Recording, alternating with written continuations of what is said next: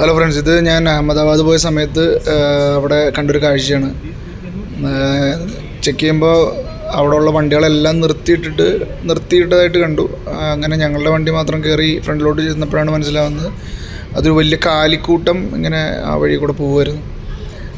ഇത് ഈ പശുവിനെയൊക്കെ നമ്മുടെ നാട്ടിലൊക്കെ പണ്ടും ഇപ്പോൾ ആലപ്പുഴ ഭാഗത്തൊക്കെ ഇപ്പോഴും ഉണ്ട്. ഈ താറാവുകളെയൊക്കെ മേച്ചുകൊണ്ട് പോകുന്ന പോലെ 100 കണക്കിന് കാലികളെയാണ് ഈ ആളുകൾ ഒരു മൂക്ക് കയറോ ഇതൊന്നുമില്ലാതെ ഇവർ മേച്ചുകൊണ്ട് നടക്കുന്നത് കുറച്ച് ആളുകൾ.